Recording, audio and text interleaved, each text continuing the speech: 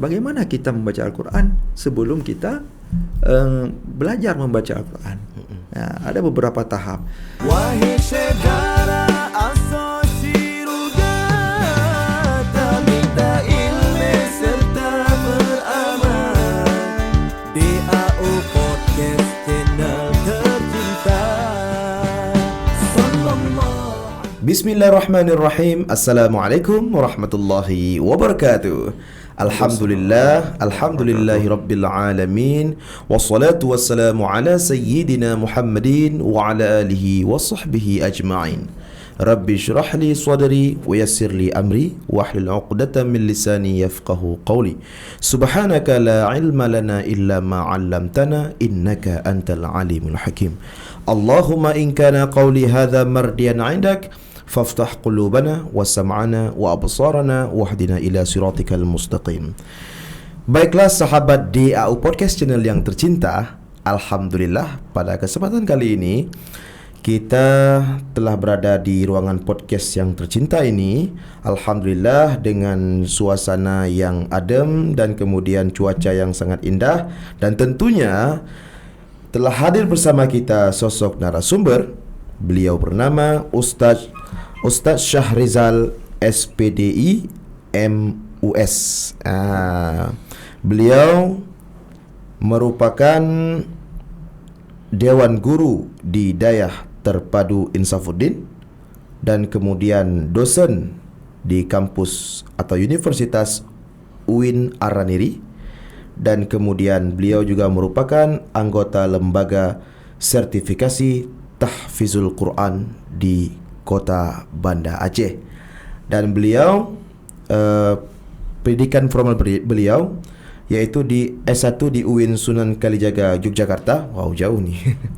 Kemudian lebih jauh lagi S2 University Malaya Kuala Lumpur. Masya Allah. Kemudian untuk pendidikan non formal beliau alumni Madrasah Hufaz Pondok Pesantren Al-Munawwir Krapyak Yogyakarta. Dan beliau juga merupakan pemandu wisata Aceh, khususnya tamu dari Malaysia, untuk membangkitkan wisata halal tourism di Aceh. Langsung kita menyapa Ustaz. Assalamualaikum Ustaz. Waalaikumsalam warahmatullahi wabarakatuh.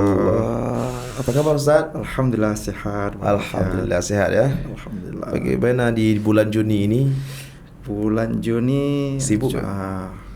Lumayan sibuk ya. Lumayan sibuk ya. Nanti mungkin akhir-akhir Juni kita ada kegiatan juga ya. Masya Allah. Ini Ustaz Syahrizal, beliau famous di Kota Banda Aceh. Masya Allah. Famous teman-teman ya. Mana famous? Artis ya. Artis. Beliau masuk di semua kalangan nih. Alhamdulillah. Beliau masuk ya.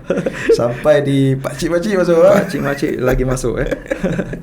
Okey Ustaz, alhamdulillah kami ucapkan terima kasih banyak telah hadir di tempat kami dan telah sedia hadir di ruangan podcast kami untuk kita berbincang-bincang dan akan membahas yang temanya Ustaz adalah penting pendidikan Al-Quran bagi anak, atau pentingnya pendidikan Al-Quran bagi anak.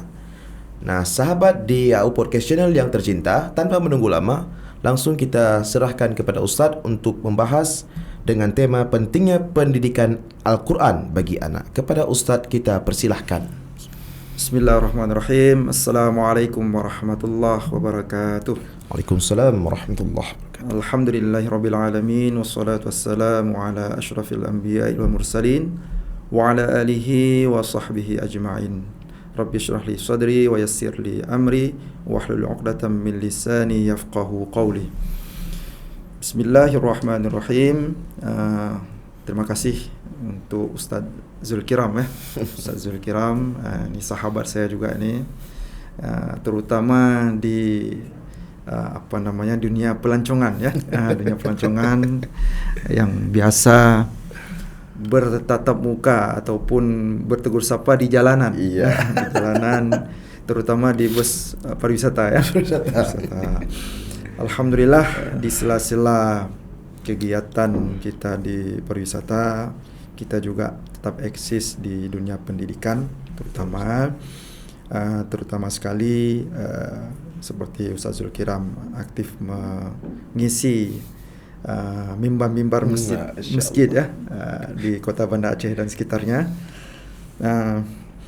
Terima kasih kami telah diajak untuk ya membincang-bincang santai lah. Bincang-bincang santai, Ustaz. Bincang santai di hari Jumat ini. Saya diberikan tema pentingnya pendidikan Al-Quran bagi anak. Saudara sekalian, sahabat-sahabat semuanya, kalau kita berbicara masalah pendidikan, ya, terutama sekali pendidikan anak, itu merupakan hal yang fundamental.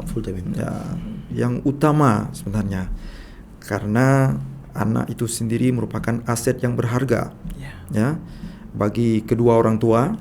Ya. Jadi aset itu harus dibina dan dikelola secara maksimal. Karena kenapa? Hasilnya itu bukan saja untuk di dunia, namun juga di akhirat. Kenapa demikian? Karena konsep Islam itu wal akhiratu khairu wa abqa. Ya. Karena akhirat itu lebih kekal dan lebih abadi. Jadi setiap orang yang diamanahkan, yang diberikan anugerah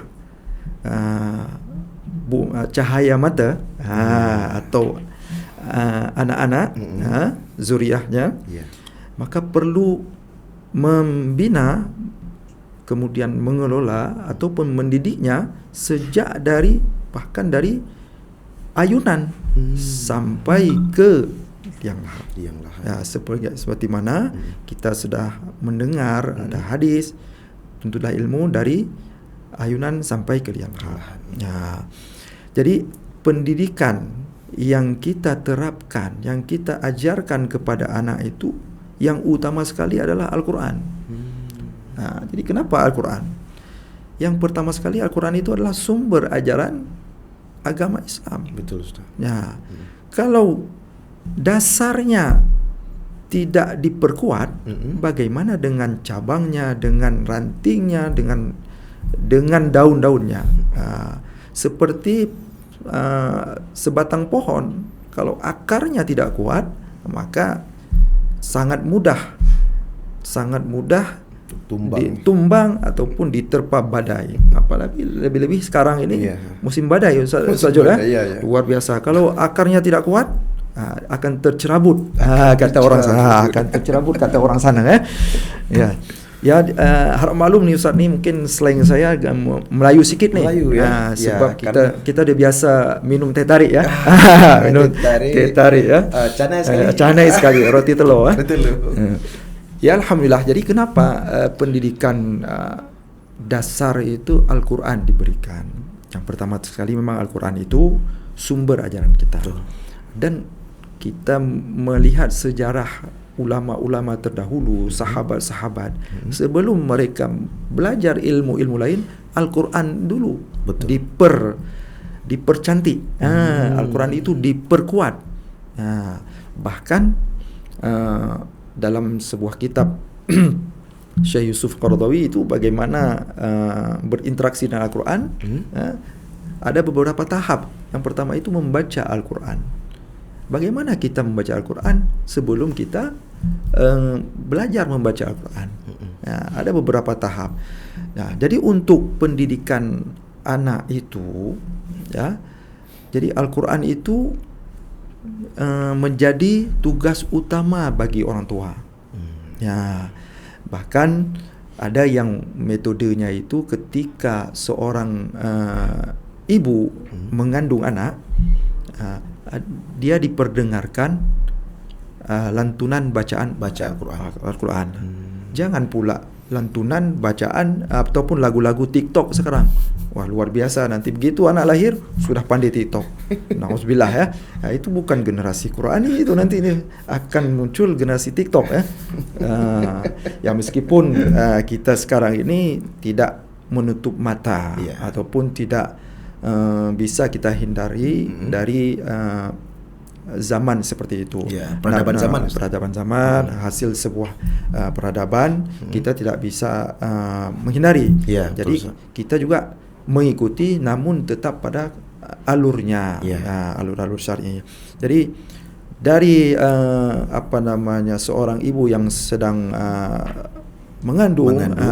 Itu diperdengarkan mungkin di rumah 24 jam itu di setel MP3 murattal Al-Quran. Jadi anak-anak terbiasa, nanti mungkin dia belum bisa baca, akan mendengar.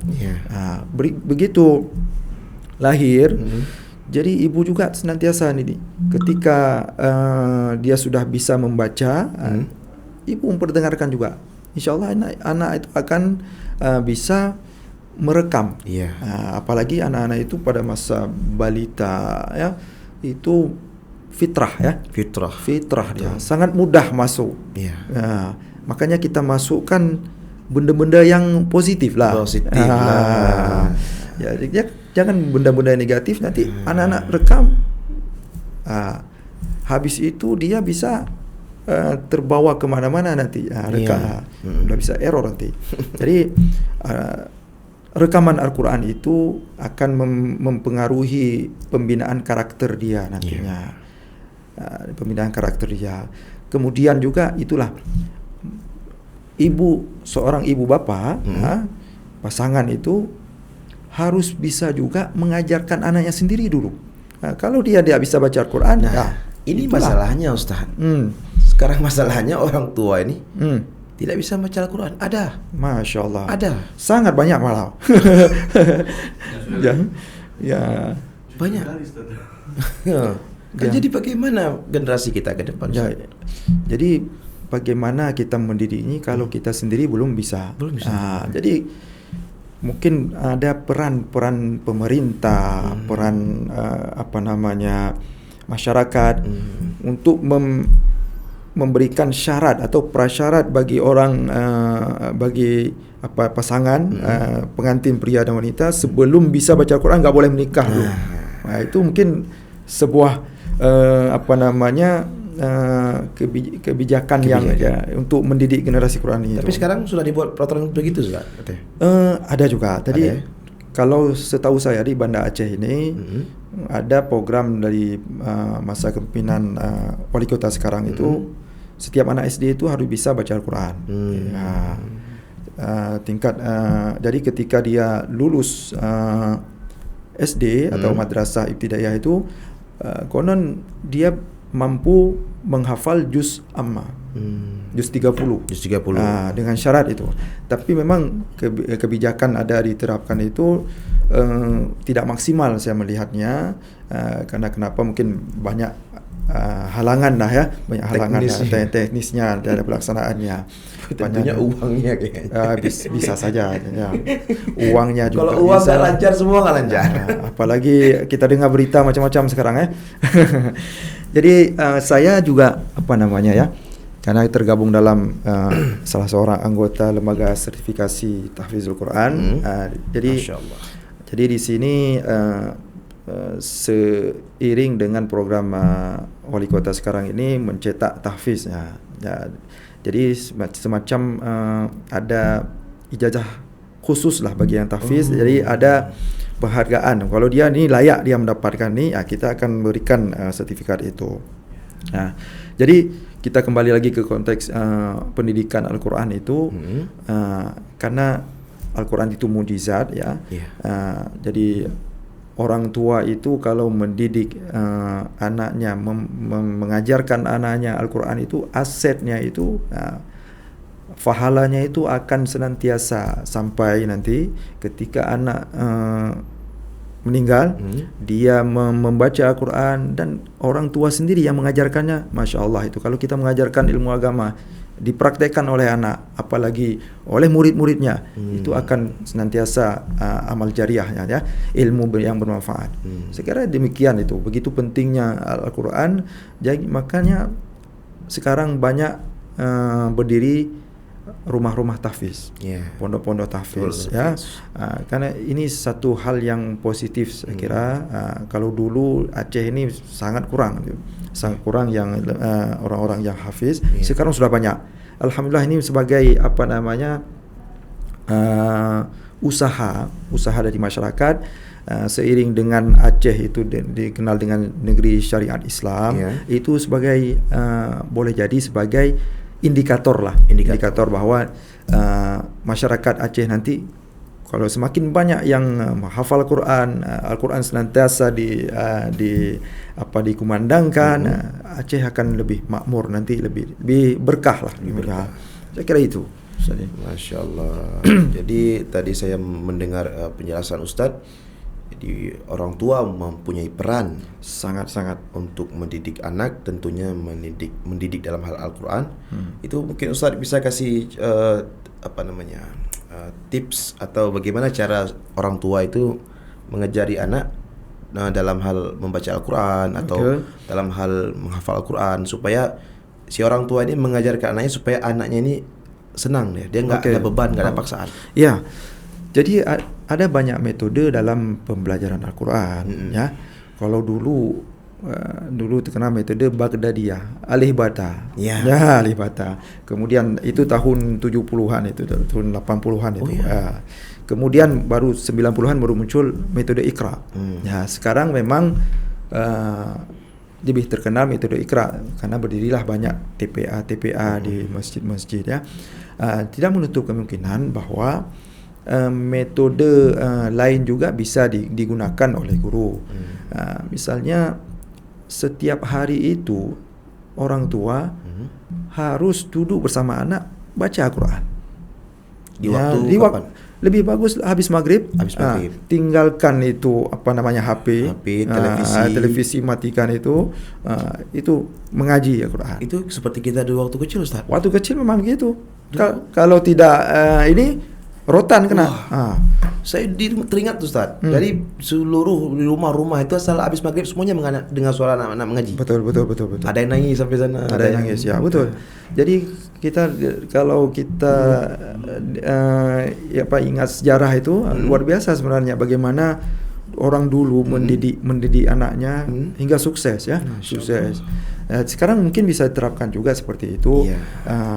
Artinya gini, orang tua itu memang sekarang ada banyak lembaga untuk pengajaran Al-Quran. Nah, misalnya TPA sore, bahkan ada sekolah-sekolah kalau di Banda Aceh itu di samping dia belajar pelajaran umum atau pelajaran sekolah, nanti habis zuhur itu ada TPA juga. Program TPA dari sekolah juga. Meskipun nanti belajar. Jadi jangan orang tua itu lepas tangan juga. Kalau bisa habis maghrib juga ngaji bersama-sama, duduk bersama-sama. Artinya ini, jadi tahu di situ nanti orang tua kalau belum bisa ngaji kan malu juga. Nah, itu malu juga tuh orang tua tuh.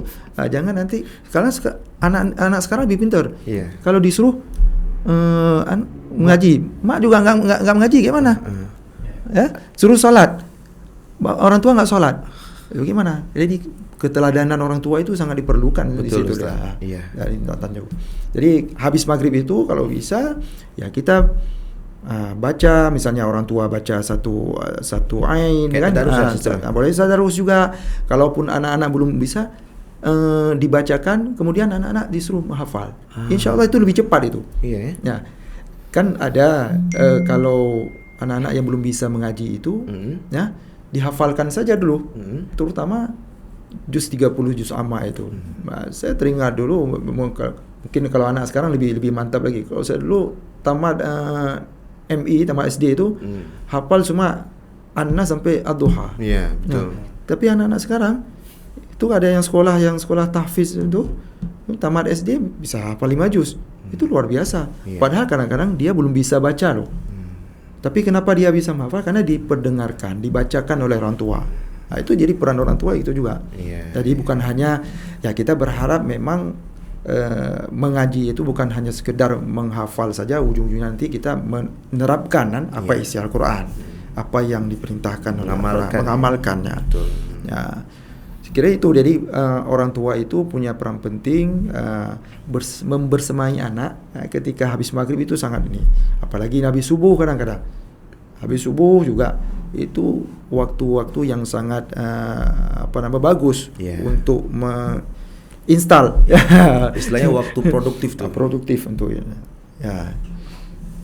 saya kira itu. Nah, berarti kalau misalkan orang tua bukan tidak bisa atau bisa, cuman belum terlalu fasih atau tidak terlalu bagus bacaannya, apakah di situ dia boleh membawa anaknya untuk dididik oleh ustaz yang lain? Sangat boleh. Jadi upah ya? Ya haruslah. Upah. Upah. Karena memang ini investasi akhirat. Iya. Sebenarnya lebih mahal bayarannya. Sahabat Deo Podcast, lebih mahal ya? Harus lebih mahal. Masa belajar bahasa Inggris 1 jam berapa dibayar? Berapa tuh? 200. Kita ngaji 50. Aduh. Air takap. Takap ya. Nggak sanggup potong.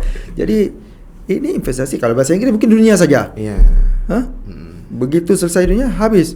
Kalau Al-Quran, bahasa Al-Quran itu nanti bahasa surga itu.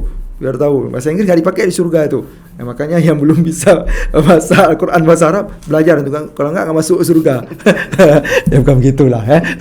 Jadi itu ada sekitar ini dok. Jadi kalau misalnya orang tua belum bisa, datangkan guru untuk mengajarkan. Makanya jangan malu. Biasanya nih udah tua nggak bisa mengaji, malu dengar anak. Jangan malu, ya jangan malu. Sampai tua pun kita harus bersama Al-Quran itu. Ya, karena itu Al-Quran juga, apalagi cara mudah untuk mendapatkan pahala sebenarnya. Baca Al-Quran, apalagi lebih-lebih bulan Ramadan kan. Khatam, berapa kali khatam gitu ya. Itu sangat mudah mengumpulkan pundi-pundi pahala ya, pundi-pundi amal. Saya kira itu metode yang praktis itu memang habis maghrib itu kita fokuskan dulu untuk bersama anak, kita belajar. Yang penting jauhkan dulu dari elektronik HP dan televisi biar fokus. Banyak orang tua sekarang lebih memanjakan anak itu dengan gadget. Ya. Itu bagaimana solusinya Ustaz? Itu anak-anak kecil dikasih gadget Ustaz? Bahkan lebih pintar dia dari kita ya. Jadi memang ini adalah sebuah dilema juga bagi orang tua ketika menghadapi anak yang sudah ketergantungan dengan gadget, dengan HP ya. Makanya kenapa banyak muncul sekolah-sekolah yang berbentuk asrama. Itu dalam upaya orang tua ketika menyekolahkan anaknya di pesantren, minimal mereka itu tidak tergantung dengan HP. Itu pasti dah. Karena di pesantren tidak dibenarkan. Itu salah satu upaya sebenarnya. Jadi karena banyak kasus-kasus ketika misalnya anak yang sekolah umum, yang sekolah biasa, kemudian pulang ke rumah, nanti dia tidak akan lepas dari HP. Dan orang tua ada yang tidak bisa mengontrolnya. Tidak bisa mengontrolnya. Akhirnya apa? Ya, anak-anak kebablasan. Orang tua nggak dipeduli lagi, cuek. Memang kebiasaan kalau anak sudah lalai dengan HP, itu omongan orang tua itu mungkin 50% nggak sampai pun dia rekam tuh, nggak fokus, nggak diopen, nggak fokus lagi. Nggak fokus lagi. Mungkin ada orang tua seperti ini membatasi, tidak boleh main HP ketika hari sekolah, hari libur boleh. Itu salah satunya.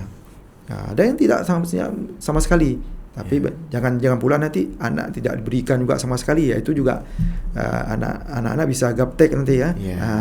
Bagaimana dengan pergaulan di sekolah dia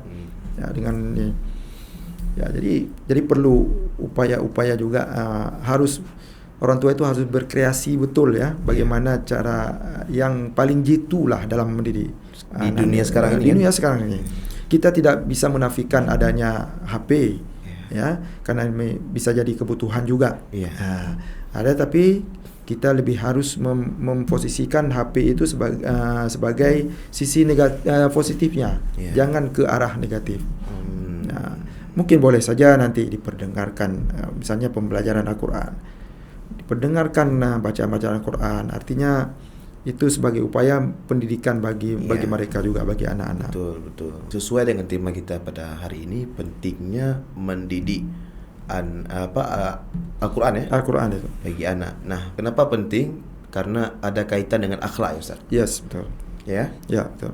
Kalau pendidikan Al-Quran itu kita terapkan kepada anak, insya-Allah dia berakhlak Ustaz. Insya-Allah.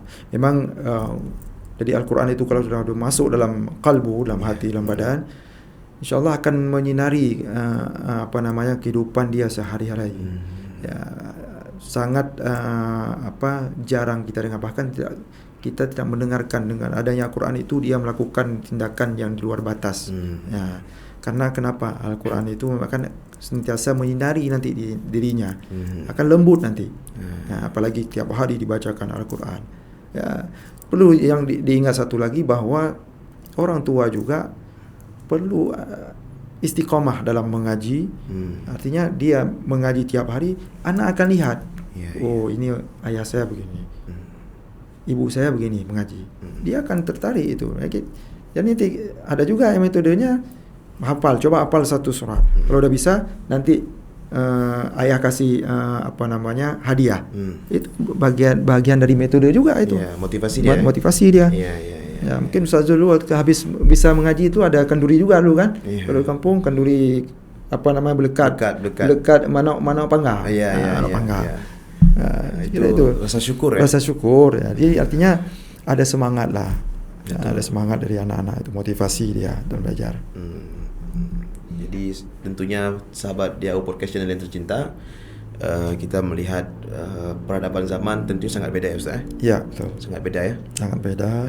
Dan kemudian pengalaman Ustaz di Yogyakarta dulu gimana terkait dengan pendidikan Al-Quran yang diterapkan orang-orang di sana? Jadi saya ke Jogja itu udah masuk sekolah aliyah ya. Jadi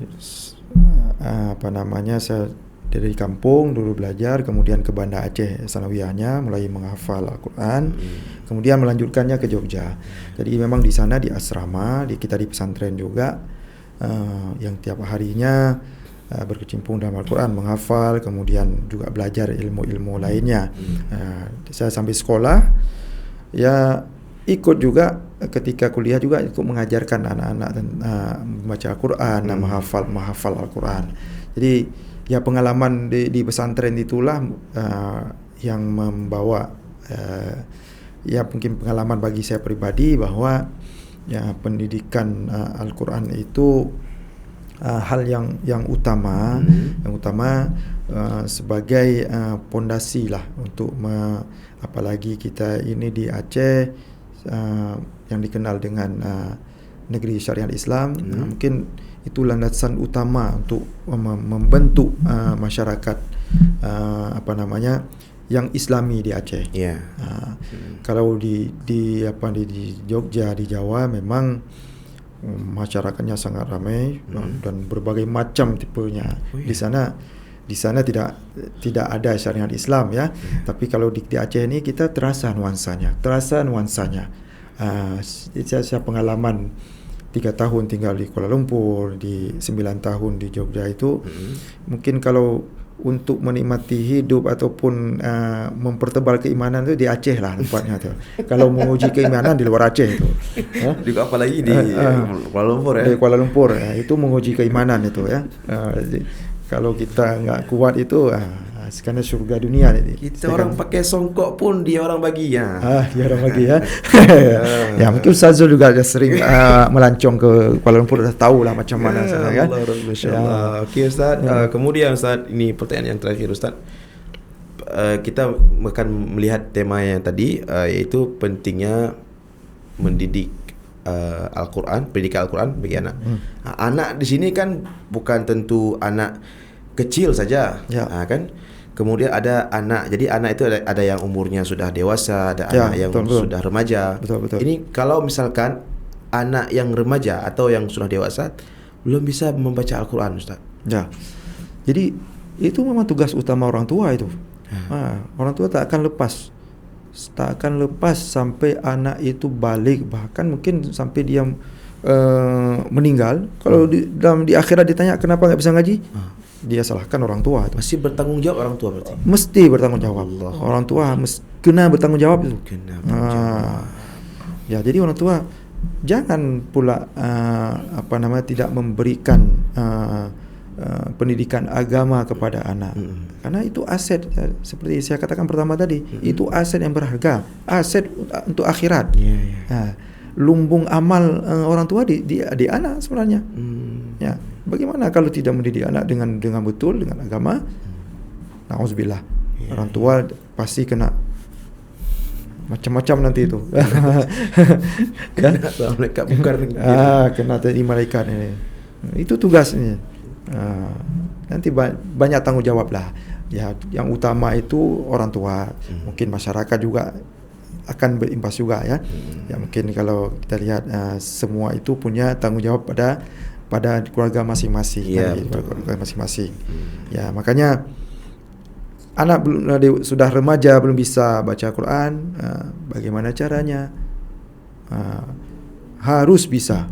Ada yang makanya datangkan guru ataupun pondokkan dia supaya bisa baca Quran.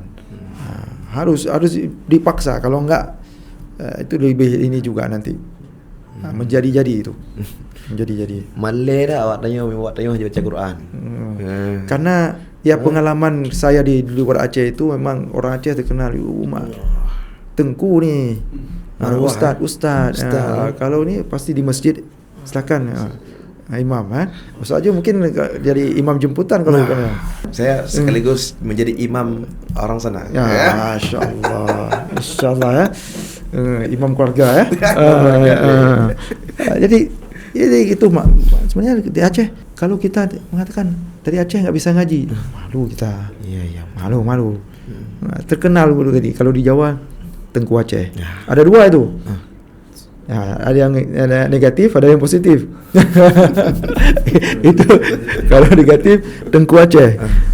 Berapa ton di bawah? Nauzubillah. Ya kan?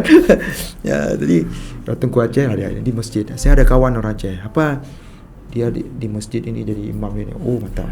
Di lain sisi saya ada kawan orang Aceh. Dia bandar. Ya Allah. Apa Aceh ya? Terkenal Aceh kan? Getena. Jadi gitu. Jadi punya tanggung jawab masing-masing.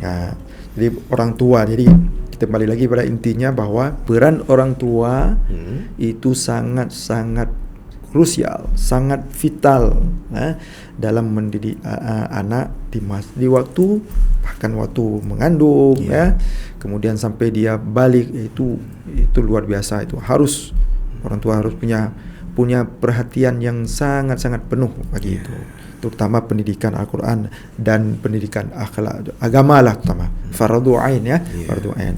Baru nanti pendidikan pelajaran umum untuk dunia dia harus dia berikan juga. Karena apa juga kita tidak terlepas, karena kita kehidupan dunia tempat kita melakukan bercocok tanam mazra'ah lil akhirah jadi apa yang kita lakukan dunia itu tetap muaranya ke akhirat. Jadi kita harus berpandangan jauh bahwa akhirat itu penting, dunia akan ikut.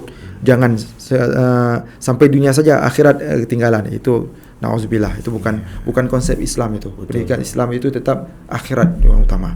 Alhamdulillah, kami ucapkan terima kasih banyak sama-sama telah hadir ke tempat kami dan telah memberikan pencerahan kepada sahabat di AU Podcast Channel yang tercinta, bahawa kita ingatkan kembali pendidikan Al-Quran itu penting, dan kemudian Al-Quran adalah merupakan imam bagi kita, petunjuk kehidupan kita.